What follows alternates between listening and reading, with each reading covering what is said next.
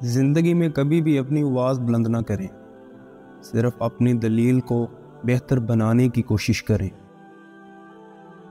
حساب اگر جج سے مانگو تو توہین عدالت، اگر مولوی سے مانگو تو کافر، اور اگر جرنیل سے مانگو تو غدار۔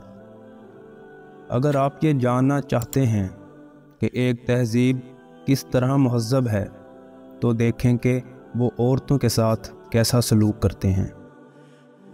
مرنے کے بعد صرف ایک مردہ قوم ہی اپنے ہیروز کو یاد رکھتی ہے، جب وہ زندہ ہوں تو حقیقی اقوام ان کا احترام کرتی ہے۔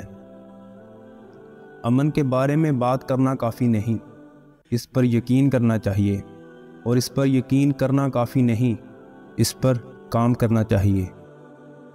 میری ایک بڑی خواہش ہے، میں ان نرم بہادر محب وطن لوگوں کو غیر ملکیوں کے ظلم سے نجات دلانا چاہتا ہوں جنہوں نے ان کی بدنامی اور بے عزتی کی ہے۔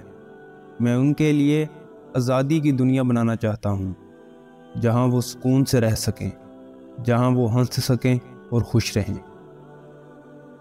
میں اب بوڑھا ہو چکا ہوں، گاؤں گاؤں گلی گلی نہیں گھوم سکتا، تاکہ اپنی قوم کو یہ بتا سکوں کہ اسلام کے نام پر جو آپ کے ساتھ یہ جو کھیل کھیلا جا رہا ہے یہ بربادی کے سوا اور کچھ نہیں۔ برا نہ سمجھو کہ لوگ آپ کو صرف اس وقت یاد کرتے ہیں جب انہیں آپ کی ضرورت ہو، بلکہ یہ اعزاز محسوس کریں کہ آپ اس موم بتی کی مانند ہیں کہ آپ جل اٹھتے ہیں جب ان کی زندگی میں اندھیرے پڑتے ہیں۔ ہمارا فرض دنیا سے ظلم کا خاتمہ اور مظلوم کو ظالم سے نجات دلانا ہے۔ ہم اس قوم اور حکومت کی مخالفت کریں گے جو مخلوق خدا پر ظلم ڈھاتی ہو، چاہے ظالم ہمارا بھائی اور ہمارا ہم مذہبی کیوں نہ ہو۔ گھر کے کاموں میں مرد اور عورت کو یکساں طور پر تعلیم دینی چاہیے، کیونکہ گھر دونوں کا ہے۔